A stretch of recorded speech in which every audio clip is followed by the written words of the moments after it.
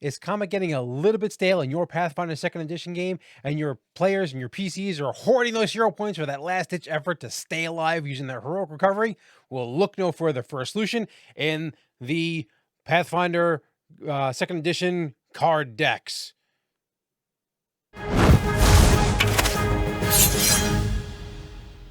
Okay.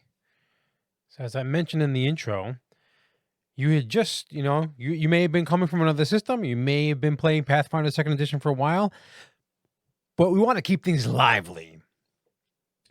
So 2 of these have already come out. These 2 have been out for a little while. This one is relatively new, and we're going to go into how you use all 3 of these decks. And these kind of change fundamentally how the game is played. So obviously the critical hit deck changes the way critical hits work. Critical Fumble Deck changes how critical fumbles deck, and the hero point deck. The hero point deck is a little interesting. It actually changes how you can use hero points. It adds effects to your hero points, and these are all kind of additives to the game. There are variant rules, and obviously, as we mentioned before, anytime you're going to use one of these things, you make sure that the whole table is kind of in agreement, and in using them. And just because you're all in agreement doesn't mean you have to use them. You can choose to use them. So that's the cool thing about these.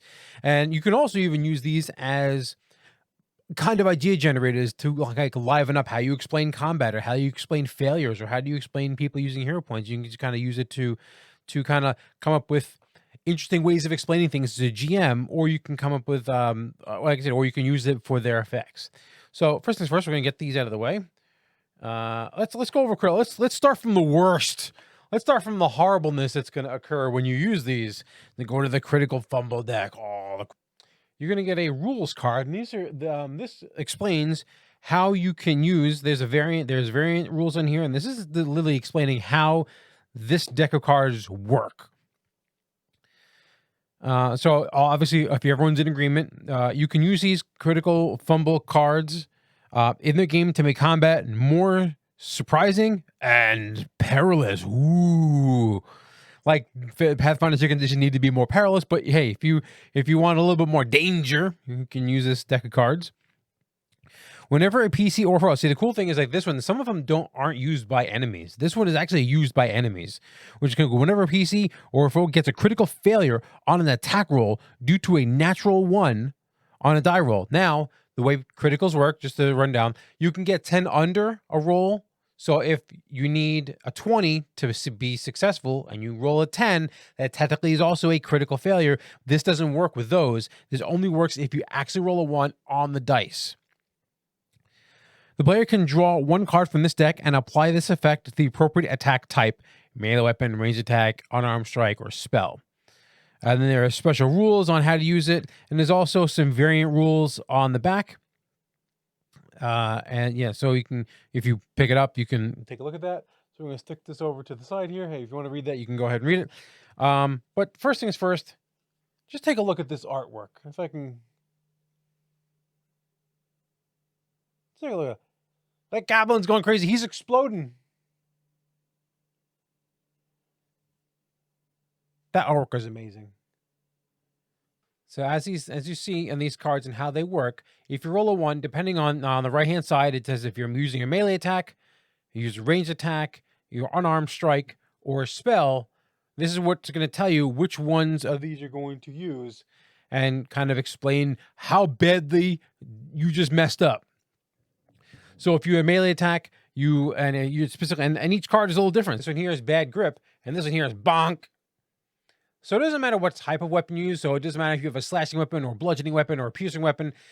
It all kind of works out of, is it a melee weapon? Is it a ranged weapon, unarmed, or spells?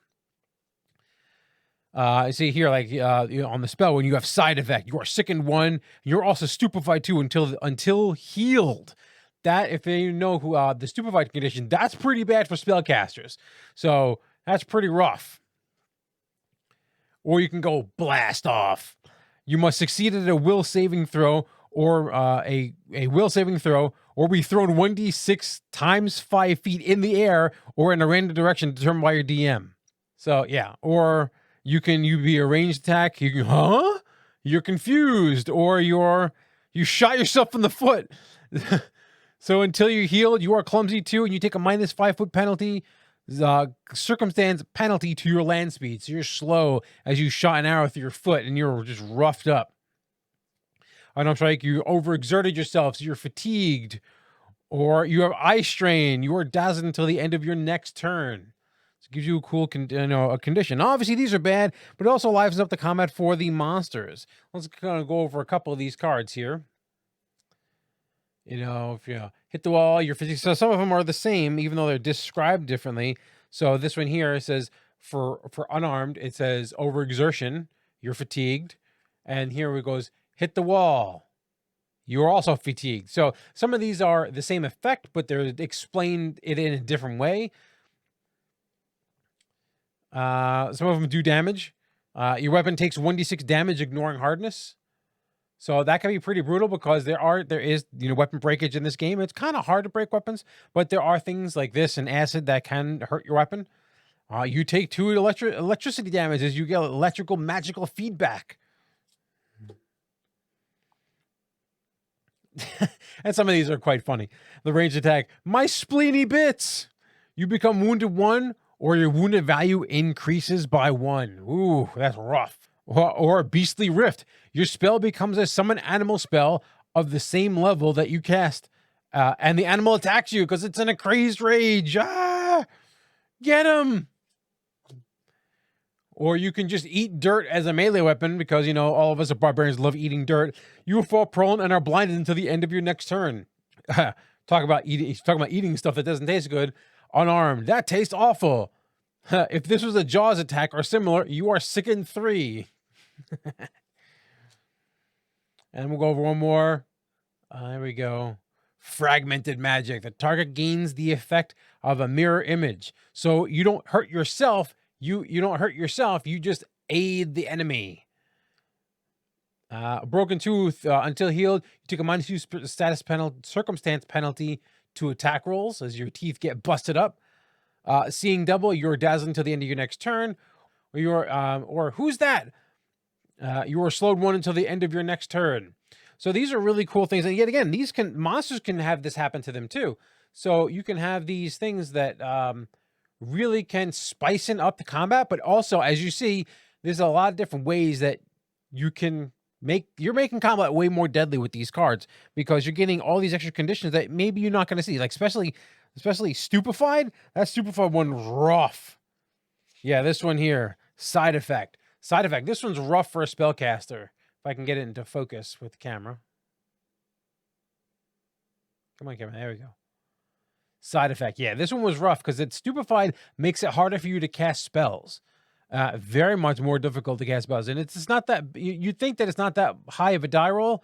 It's, stupefied is a flat 5, DC 5, +1 for every stupefied level. So at minimum, if you're stupefied 1, it's a DC 6.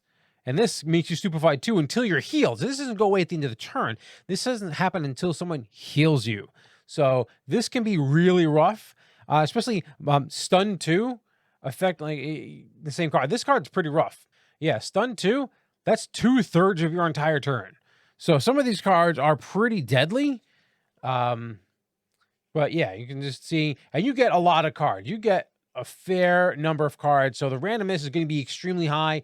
Some of these are, like I said, some of these you look at them and they aren't too bad. You deal damage to yourself instead of your target, which, you have to remember that most monsters have more hit points than the player. So dealing damage to yourself, that's going to be, depending on your character, quite a lot.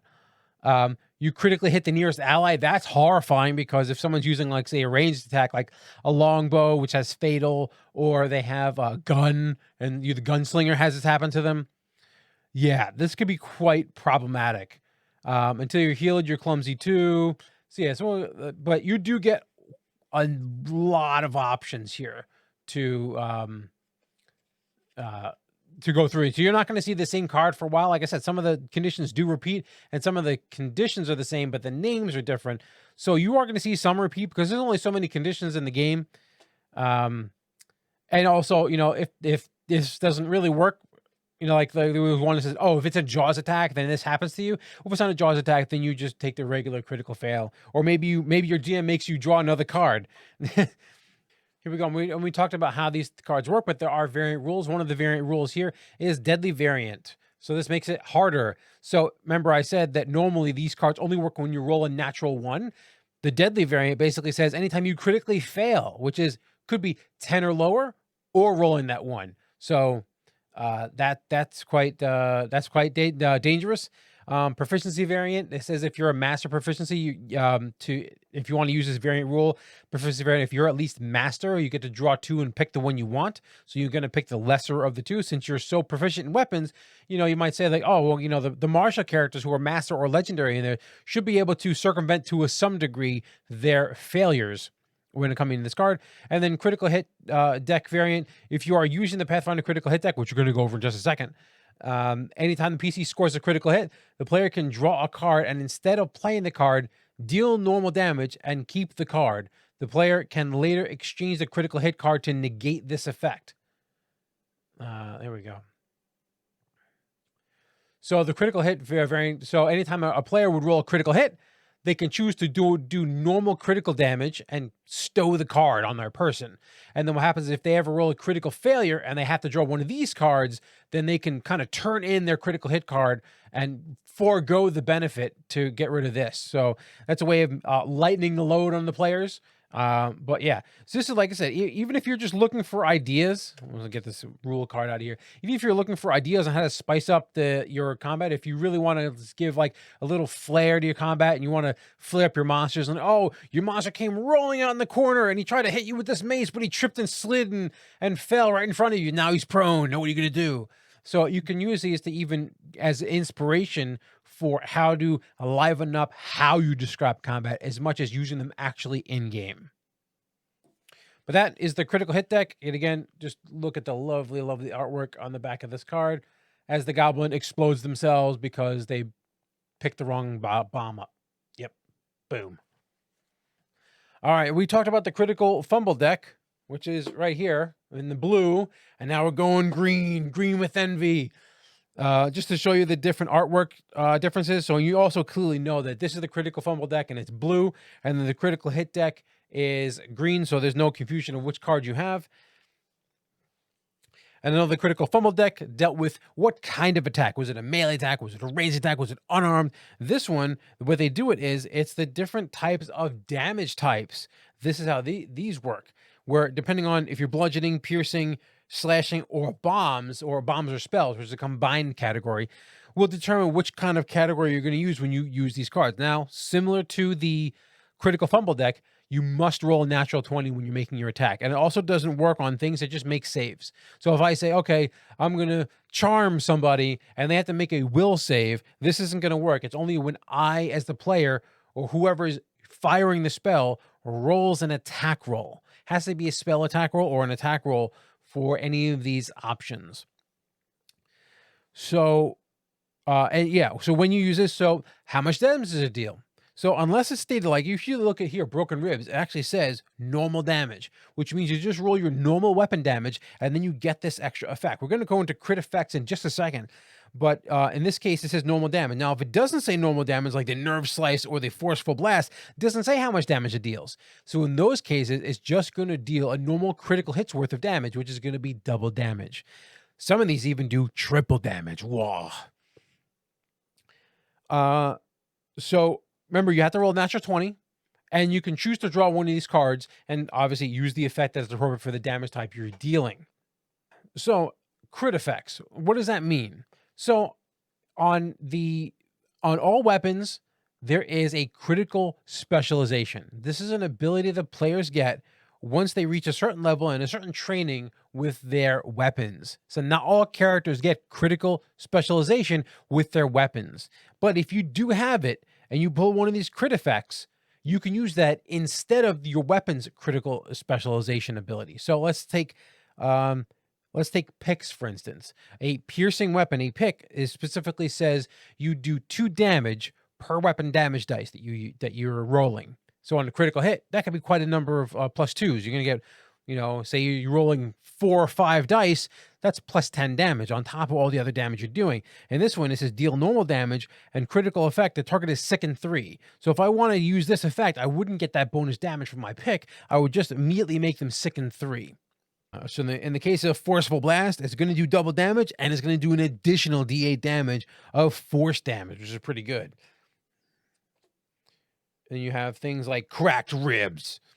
The target is fatigued. They just get that condition as well as taking double damage on the attack. So it's going to be pretty brutal. But remember, the monsters get these too. So if a monster's rolling with a bludgeoning weapon, they roll out of the shadows and hit you upside the head, and they roll a critical hit, you're going to take double damage. You're also going to get fatigued. You get +2 circumstance bonus on to all attack rolls until the end of your next turn. So this will help you on your further turns until your next turn. So some of these, if this was your last attack on the round and you don't have any more actions left, this may or may not help you. You may have a reaction that you can take until your next turn. Gory, the target is sick in 1 because there's a lot of blood everywhere. It's using for slashing weapons. Normal damage, the target is stunned 2 from a spell or a bomb. Severed Spine. This one's a cool one. Critical effect. Remember, you have to forego your critical specialization for your weapon. To the target must succeed a fortitude save or become paralyzed until healed. So the effects of until healed either occur when the target receives hit points restored by a treat wounds, or is restored to full hit points in any manner, and has ability to rest for 10 minutes. So that's what until healed means. So this is in part. These are not permanent effects. These are things that do last and possibly last the entire combat. So if a player gets hit by these could be quite detrimental. Oh my god, this is a game changer. The target is petrified for 10 minutes. Oh no. Remember, if your statue is broken when you're petrified, you just die, I think.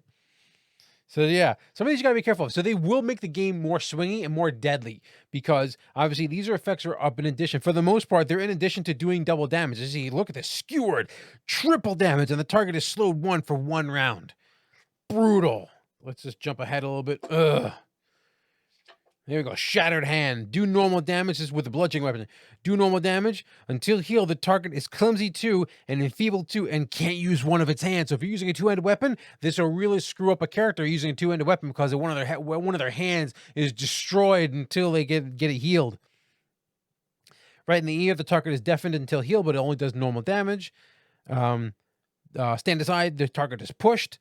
Or vampiric feedback, normal damage, and you regain hit points to half the damage dealt. So this effectively is effectively a half spell effect in and of itself. And then on top of that, you're doing whatever your spell does, which could do a whole bunch of stuff. Yet again, also your spell could do other effects, which will still happen. So if you're hitting with a Ray of Frost and you critical with a Ray of Frost, you're going to do normal damage. You're not going to do that critical damage, but all the other effects of your spell will actually come off. So the reduction of speed, or if they're taking persistent damage, that damage is still going to happen, as well as you're going to heal back half the damage that you deal back to you. Awesome. But it does make it for a very much more swingy game. And if you already felt that the game was swingy before, this makes it even more so. You also get this rules card and kind of explains how the rules work. If my camera would focus in on it. Come on, camera. There you go.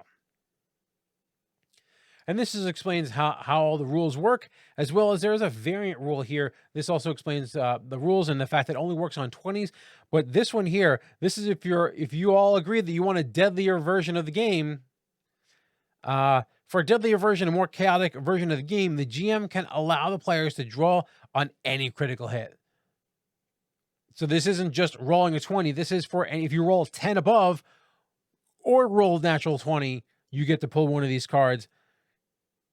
And draw critical hits scored by an enemy regardless of that enemy's level. So these cards specifically state that you only draw critical hit cards for monsters if they are the player's level or above. So if the players are like 2nd or 3rd or 4th level and they're fighting goblins, the goblins, no matter how many 20s they roll, are not going to draw cards from this deck.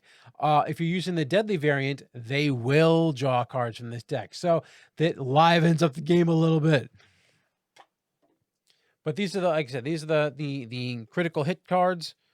Awesome cards, pretty clear and straightforward. If you want to add a little extra flair to the game, yet again, just like I said with the Critical Fumble deck, if you want to use these just to get inspiration on how to describe combat, this is a great way of being able to describe combat. And maybe your characters did something above and beyond in how they role played or decided on how they were going to tackle a situation, and you didn't know how to reward them. You can just draw one of these random effects and kind of grant them one of these random effects and not use these cards in a normal way. So this is a really interesting tool that you can use in your game, and you can even use it in a non-standard way. So the critical hit deck, yet again, we're gonna leave out on this other artwork. Oh, my innards are outwards now. Yeah, but last but not least, the hero point deck. And albeit I like the artwork. The artwork, it looks like a shiny coin, kind of like looks like a hero point coin. If you had coins that represent how many hero points you had, and it looks like that hero point. No offense, it doesn't hold the candle to the artwork on these two. The artwork on these two is just like, it's lively and in your face, and yes, artwork. This one is like, it looks like a coin. Look, these spoiled me. I will say that these two decks spoiled me with artwork, and then this one's like, oh look, it's a shiny coin. Like I said, it's thematic because you can think of the hero points as this is your physical hero point, but still, I was expecting like the hero point to come exploding out of the card. But you also get a rules card, just like we got in the other two, and kind of teaches you how to use them. And they also include a couple of variants on how to use these as well. But the idea is at the start of the session, you shuffle the deck of cards. Now remember, because these are hero points and they are related to hero points, these are only for the players. Unlike the other two decks where the monsters can technically use them, given certain restrictions, these are only for heroes. These are only for the players because only the players have hero points. No one else has hero points. At the start of the session, you shuffle this deck and place it anywhere so people can reach it. Whenever the GM would give you a hero point, include one granted at the start of your session. So at the start of every session, everyone has a hero point. Draw a card from the deck instead. So you technically don't have the hero point. This represents your hero point. The idea is that you don't reveal it to other players because there are certain rules on how these can be played, which we'll look at. Some of the cards will explain how they can be played. Obviously, you don't reveal it to the other players until you play it. Each card tells you when you can use it and what effect it'll have on the game, but you can also spend the hero point for any other reason that you can normally spend hero points for. So if you're spending it not for the card's effect, but for a generic hero point effect, meaning like, okay, I just went down to 0 and I'm at wounded 3, I'm going to spend all my hero points. Say I had like 2 of these cards. Say I had 2 hero points. I'm going to forego these hero points. I'm going to chuck them away and use it to do the heroic recovery. You can still do that. You can still do it. You wouldn't get the effects of the card. You would just be able to discard the hero points. Or you want to re-roll a roll, you could discard a hero point card, and then that acts like you spending your hero point for re-rolling any roll or doing anything you normally could do with hero points. But you could also spend them on the hero point effect. And also reminds you, remember, if you're forced to use it to heroically recover, which means you discard all your hero points, you discard all your cards.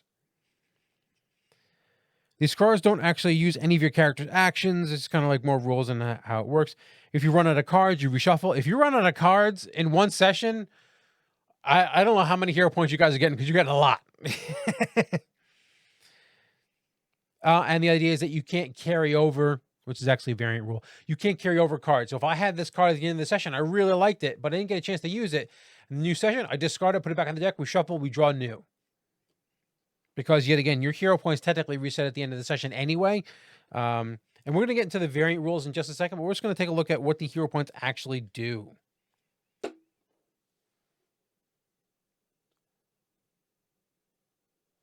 All right, healing prayer during your turn. So this is one of the hero points that kind of explains on where and when you can use your hero point. You have to play it during your turn. So this is actively during your turn while you're taking actions. You select yourself or an ally within reach. The target regains DA plus 8 hit points. If you are 7th level or higher, your target regains 2d8 plus 16. If you're 12th level, it gets 3d8 plus 12. And there's a little bit of flavor text. By the light of the dawn flower. So you can burn up your hero point and heal somebody. and it has to be within reach. So maybe you spend your first action to walk over to the barbarian who's at 3 hit points, and you can burn up this card and then use it to heal him up. Let's jump ahead because we don't think we shuffled this. We just got this in. Reverse strike. After you fail an attack, you get a success on the attack roll rather than a failure. You missed. Did I? Stab. Here we go. Pierce resistance. This one sounds cool. Pierce resistance. After you learn about a foe's resistance, until the end of your next turn, the foe loses a resistance of your choice. You must be aware of the resistance, either from seeing it shrug off damage from an attack or due to a successful recall knowledge check. Now, it doesn't have to be you recalling the knowledge. It could be someone else recalling the knowledge and telling you about it, but you have to be aware of it, which is kind of cool. I love the little like filigree on the bottom here. It's really cool. Last ounce of strength. At the start of your turn, when you are dying, you regain consciousness and can act normally on your turn, but you can't regain hit points or remove the dying condition during your turn. At the end of your turn, you fall unconscious and your dying condition increases by 1. Do not attempt a recovery check this turn. To my last breath. So this is effectively a heroic recovery for 1 turn to do something amazingly epic. Or to maybe save a comrade. Maybe you and your cleric or your healer are down, and you use this to be able to bring them back just before you go down, maybe before you even die, because your dying value is going to increase by 1. And if you're already at a high dying value, this can potentially kill you because you're not going to make a check. You're automatically, effectively just going to fail that check and have your dying value go up by 1. Shake it off. Play anytime. All persistent damage effects on you end immediately. Are really awesome because persistent damage is really a fast way for characters to die if they're at low health or they're already dying. So yes, very important, really powerful card. And remember, anytime you get these cards, protect the innocent. Anytime you get these cards, you can use it for this effect or any reason or any effect that your normal hero points could do. So if you're going to spend that heroic recovery and you have these 3 hero point cards, you can chuck them and you go, okay, I'm spending all these cards. I'm going to heroically recover. Or I want to spend one of these cards here. I want to reroll that thing I just did. So I'm going to put this back in the deck and discard it and say, okay, now I get to reroll, whatever effect. So yeah, really cool, interesting mechanic. It gives a little bit more use out of the idea of hero points. Because sometimes people hold on to their hero point. Now, rightfully so, sometimes, especially if you're going to use the critical hit and critical fumble decks where the monsters can effectively use all this stuff too. Holding onto your hero points becomes really important, but some of these effects are really, really powerful. Like I said, being able to stand up while down and being able to have a whole turn to do something, but at the risk of your dying value is definitely going up by 1, which may, cause problems for you and the party, but you may be able to do something cool right before the end, or to be able to shrug off all the persistent damage, or to be able to reroll an attack that you just failed, or to remove resistance temporarily from a monster as you figure out a way to get between the plates of their armor or their scales or whatever. So yeah, all these things are cool. Now let's go over the rules. I kind of went over a little bit of the rules. Couple of the optional rules here, which I think some of these should be kind of almost not mandatory, but the idea is that, remember, anytime a player is getting granted a hero point through good roleplay or playing into a flaw that they have, or whatever reason that you decide to grant hero points in your party, because you may want to incentivize them to use hero points, you might want to incentivize giving them hero points, is that normally the deck is played face down and you don't know what the next card is. One of the variant rules here, let's move these out of the way here. One of the variant rules, so we put this to the side, is you play with the top card of the deck face up, so that maybe the party is like, oh, last stand, I really like to have that. Maybe they ham it up a little bit more in their role play to try to get you to grant them a hero point, so you give them this card. Or what you can do is, there's another variant rule. Instead of just dealing out cards at random, what you do is you have a tableau of cards.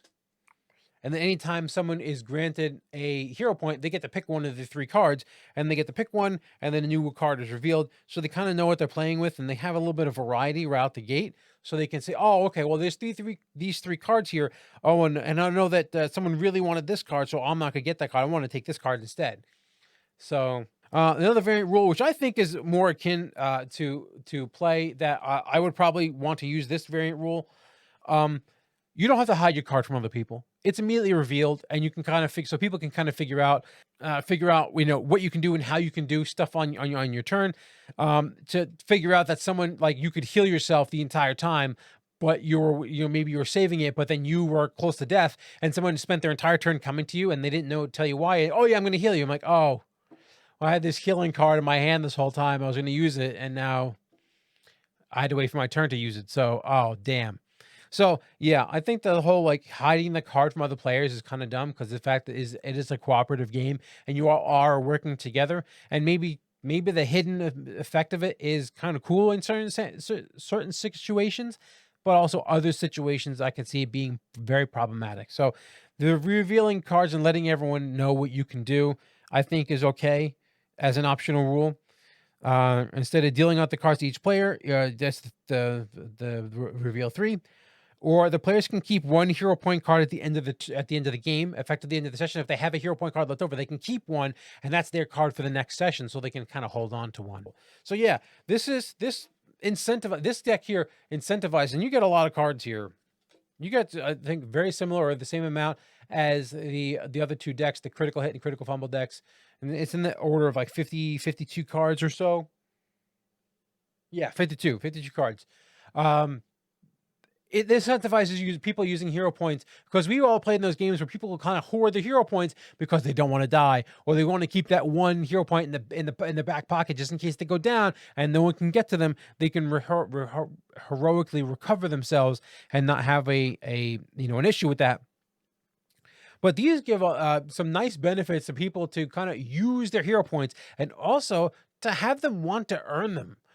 So like I said before during the video, these decks here are awesome assets for your game. Whether you use only the Critical Fumble deck and you want to just see those nat ones really hurt for the PCs and the monsters and the NPCs, this is a great solution. You want to include just the Critical Hit deck and see those critical hits swing wildly, and maybe only certain monsters get access to them and the players get access to them. When a 20 hits the table and everyone goes wild, well, they're going to go more wild with the Critical Hit deck. And also, anytime that you want to have your players use those hero points, hero point deck is really going to be able to give them more options to use those hero points, and more interesting options to be able to use them. And maybe they won't hoard them so much, and they may be able to actually look forward on earning hero points to earn a new card.